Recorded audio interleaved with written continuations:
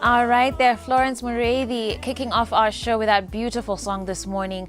And I hope you guys are well and excited for our program this morning. As I did mention earlier, we want to kick off the program today talking about abuse in marriages. It's actually a very big issue. A lot of people have been through drama all the way around and back, and this is something that we really want to discuss today. And so joining me, I have Cynthia Wamboy Otieno, who again is a relationship coach. Good to see you as always. Thank you for having me. You're well?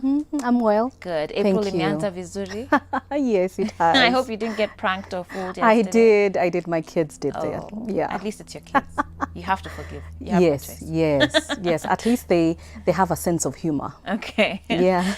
Good. Well, Cynthia, we want to talk about abuse in marriage. It's a prevalent issue. Yes. I think a lot of people don't talk about it because, you know, after you've done this humongous wedding and you've called all your relas and you've eaten the pilaus and the mudokois and whatever it is, then now to come and say that it's not paradise after all is I guess, shameful and embarrassing for a lot of people. Yeah. But as a relationship coach, how prevalent is abuse in marriage? It's very prevalent. When we're talking about abuse, we are talking about the couple not being able to deal with certain elements of who they are and circumstances around their relationship. And when abuse steps in, then there is a violation that happens, a violation of their rights, a violation of even their marriage, the sacredness of their marriage. So it's pretty prevalent as we speak right now. It's pretty alarming, especially in the country today. It's something that we cannot shove aside, and I'm really glad that this is a topic that we're addressing today. When we talk about abuse, a lot of times we just focus in on physical abuse. Yes. Someone being beaten or the like, but the truth is there's actually at least 4 different types of Forms. abuse. Yes. Maybe we can go through each of those. All right. You see, what happens is that the physical abuse is the one that you can actually see. You will see a cut, you will see a bruise, you will see a mark. So most people tend to think that abuse is what happens physically. And there are about 4 forms of abuse that will happen in a marriage relationship or in any type of relationship. Number 1, there is the emotional abuse. Emotional abuse will happen in a relationship where one person or the other is going to experience some form of manipulation, some form of denial in the relationship, some form of withdrawal of love, withdrawal emotionally. And the sad part about emotional abuse is that there is no physical mark. So by the time you even realize that you are in an emotionally abusive relationship, it has happened for a very long time. Then there is it could even just be like taking someone for granted, right? Yes. Yeah. It can be constant criticism. And actually putting somebody down, and it can happen very subtly without you really knowing where the markers of what I need to know. So when it comes to emotional abuse, somebody has to really understand who they are and understand what the form of violation has happened to them, because sometimes especially we as women are not able to gauge, is this love or is this now a form of abuse? Absolutely. Then there is verbal abuse. Verbal abuse will happen in the relationship where there's basically going to be some form of verbal criticism, verbal abuse in terms of, it can be in forms of cursing at each other, putting this person down, calling the person names. So it becomes one that words are going to be used as weapons of to hurt, to demean the person. Right. And then the last but not least, there is psychological abuse, which really is very close to emotional abuse. Psychological abuse can come in the form of just belittling the person's thoughts or even decisions, or even it can be isolating you and isolating your patterns, making you feel less than or not worthy of the love that you're being given. So it can show up in those forms. Wow. If you're just joining us, we're talking with Cynthia Wamboye-Otieno, who's a relationship coach, and we're discussing abuse in marriages today. And I'd love to hear your feedback. We've already mentioned 4 types of abuse: physical, emotional, psychological, and verbal. If you've had an experience with these, we'd love for you to share your story with us, and perhaps Cynthia can shed some light and offer you some help as far as what to do and how to go about that situation. Again, the SMS line is 22999. You can also reach us on our social media platforms. That's at Switch TV KE on Instagram and at Switch TV Kenya on Facebook. I've actually posted something on Facebook as well. You can put in your comments right there as well on the Switch TV Kenya page. So Cynthia, as we continue, I think a lot of times when we think of abuse, we're in this day and age where women, we're being raised to be strong, independent, driven, just go-getters, right? Yeah. And so we never imagined that we would be victims of abuse. Like, we're just like, Mimi, the day, if anyone ever dares, you know what I mean? Like, I'm out the door, or, whatever it's going to be. But sometimes that doesn't necessarily happen.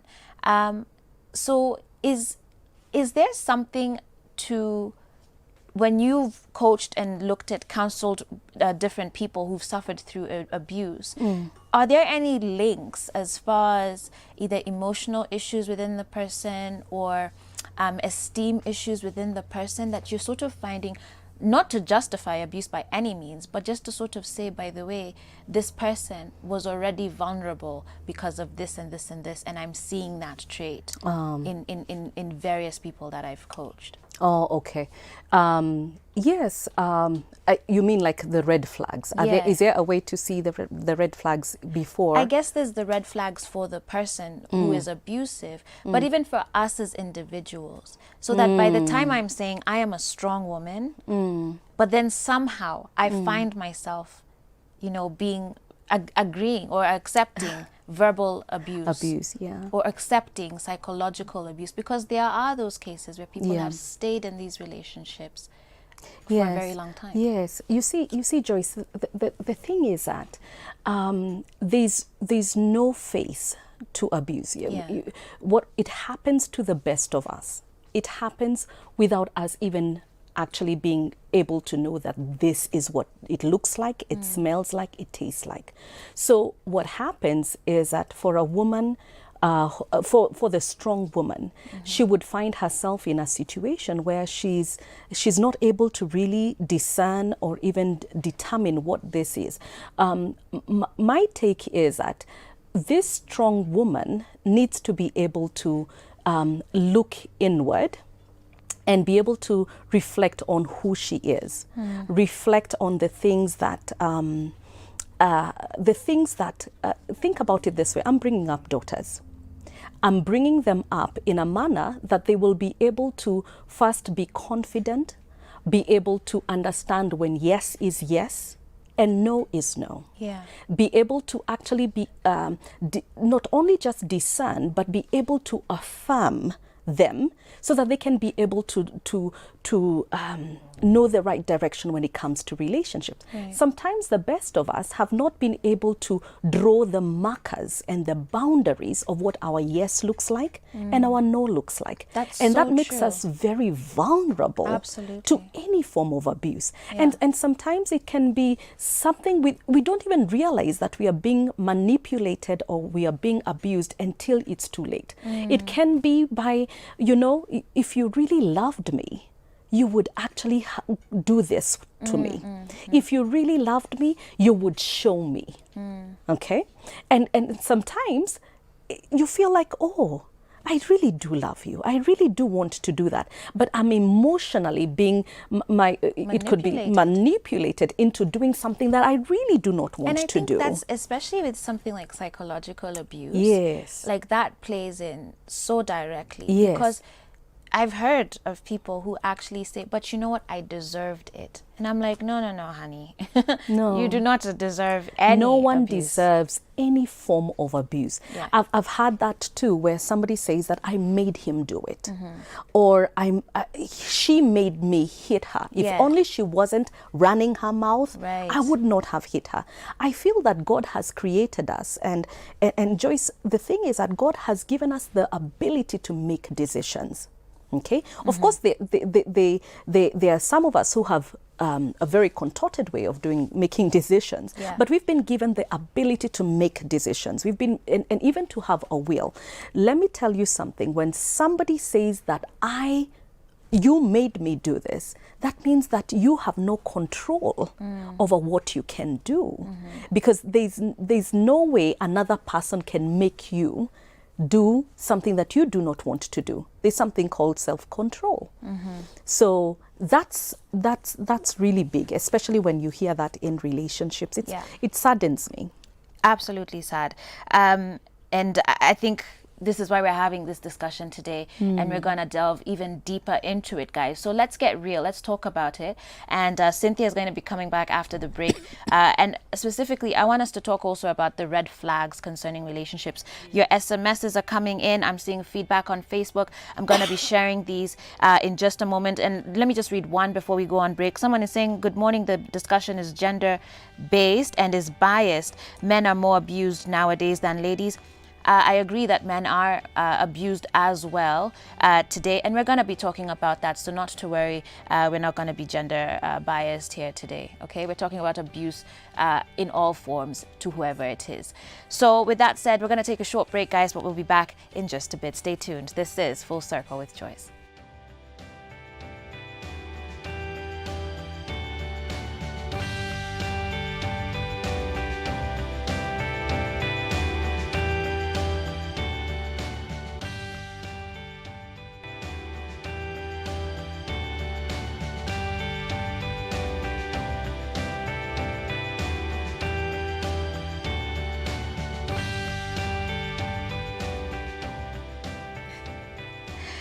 All right, guys, welcome back to the show. This is Full Circle with Joyce, with me, Joyce Mwandiwahiga. We're talking about abuse in marriage. It could be from either quarter, okay? Men giving abuse, women giving abuse. And we've talked about 4 different types. That's emotional, physical, psychological, and verbal. And I've been asking for your feedback. Thank you to all of you who are SMSing in on the SMS line. That's 22999. And also to those who are sharing your feedback on our social media platforms, specifically at Switch TV Kenya on Facebook, from my post there. Let me just read the comments I have on Facebook right now. Feista Dadush says, abuse in marriage mostly has been contributed by misunderstanding between the couples. Poor communication and lack of respect breaks up families because young families have turned everything in social media. Once you have got issues, you just pop it in social media, ending up into conflicts involving people who are not concerned about your issues. One boy John says, I was violent to, actually, before I read that one, Augustine Juma, also on Facebook, says, I'm watching from Naivasha. Asante sana for tuning in. But one boy John says, I was violent to my wife. He actually admits that he was violent because I never trusted her, but I'm a changed man. I divorced her. She got married within 2 weeks from when we separated. When you read, when you hear a comment like this one, so, big up to him for admitting that he was violent. He was violent. And he's saying he's changed, which means he acknowledges that that was wrong to do. But then now they've divorced, and then the wife is married within 2 weeks. For someone like John then who's watching, what is the risk of sort of almost reverting back to that behavior just because of the way this divorce and the remarriage was handled? Yeah, a big up to you, John, that you acknowledge that you had an issue. The advice I would give you, John, is that thank you for being so open and so real about what happened in your past, I would investigate and interrogate your behavior more, in the sense that how do you work on yourself that it never happens again in the future. So my recommendation would be is give yourself opportunity to grow in the area of trust, and even interrogate why it reached the point where you put your hands on this woman. Yes, there was a trust issue. She got married 2 weeks later after the separation happened. However, abuse is never a solution. So, John, thank you for speaking to us. Before you enter into another relationship, heal from your past. Hey, the SMSs. Let's try and get through as many as we can here today. Hello, I'm Charles from Nyeri. This is now an SMS 22999 Asanteni Sana. I'm Charles from Nyeri. Abuse in marriage is real, but let me tell you what, naturally, a man, when he is going out to seek from many a person to be his wife, he puts into consideration a number of issues, the most being respect. But women look for a wealthy person. Abuse arises from ladies once they get into marriage and finds or thinks that the person is not the way they expected. They start abusing, and when the man reacts, things go worse. Most of the men, we are abused in all of those forms, but we look back on the kids and just persevere and press on. Wow. Thank you. I like the fact that he realizes that in a marriage setting, issues are going to happen. I would say that before you do get married, what is the work that you need to do about understanding yourself? Because if we don't work on who we are and work on the things that have happened in our past. Have we had abuse in the past? Yeah. Were you abused as children? Are we dealing with the issues that we are coming in as baggage in the relationship?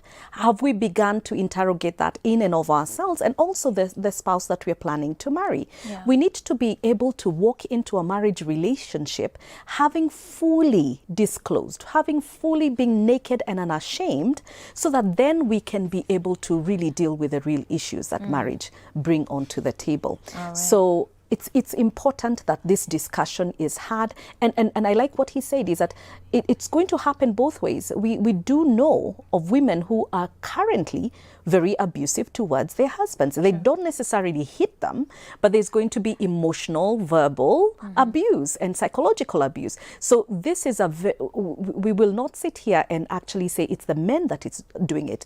We are saying that we have a societal problem. It's happening to men and it's happening to women. Yeah. We need to have these discussions very, very intentionally, especially we are in the church. We need to have these talks. Okay. Let me try and group a bunch of these SMSs and at least maybe draw a line, because I know our time is running. But hi Joyce, my husband constantly criticizes me in almost everything. For instance, he will complain of my food from Monday to Monday. He has never applauded me on anything. Hakuna kitu nishawaifanya akasema ni mzuri. It has given me enough stress to an extent that I find myself thinking of leaving. Someone else here says, I'm Elizabeth. I'm 31 years old. My mom has been going through this abuse for so long. Like last week, my dad hit her very hard kwa uso, akapasuka vibaya sana. We haven't been able to help her because our dad is a very bad man. Someone else here says, good morning, Joyce. I'm married with 2 kids for 6 years. My hubby doesn't consult me on any issue. He recently took a loan and acquired a property, and I learned from a friend. I feel manipulated and I'm thinking of opting out. Someone else says, hello Joyce, I've prepared hubby for work this morning. I've prepared breakfast, but he just left without even a word. He's not even talking to me right now. I don't know what I've done wrong. Someone else says, Joyce, my husband told me a few days after I gave birth that my son has, I guess, more brains than me, and each day we have a misunderstanding that I think like a child. I'm stupid and sina akili, those things are really destroying me. And one more here, someone says, how can you react to a man who forces you to have sex when you are not willing to do so? That's Frida watching us from Nairobi. Lots of issues here. maybe if we're to break them down, talk about, even in marriage, forced sex within a marriage. How do you handle that? Because you're married, you've made your vows and you've given yourselves to each other, but I guess there's still a line. And then the verbal abuse that people are facing here, insults, or it's about the food, or that your children are even better than you are. And there's all this criticism that has been done. Yes. And then you can also touch on the question about physical abuse. Okay. Yeah. Okay. Let me address the issue about sexual abuse in marriage. It's real. And we cannot belittle it because you are married that it does not happen. It actually does happen where there is violence and sexual abuse. The thing is that it's not acceptable. I know the word of God does speak to us about the marriage bed is to be kept pure, and we should be able to not withhold each other as far as the bedroom is concerned. But there is also the love and respect.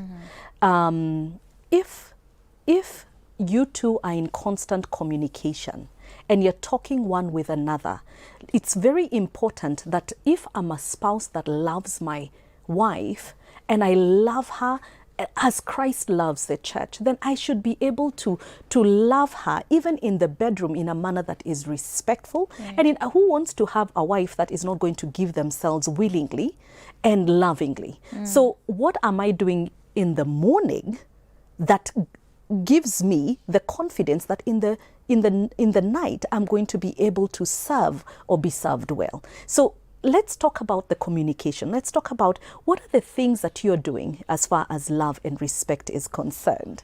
Then the other thing is that we need to realize that we've got to teach this in the marriage classes. We've got to teach that what are the signs we need to look out for. When is abuse? How do you look and understand what abuse looks like? And let's teach it, and let's not be afraid to talk about what and how to heal past abuse. Yes.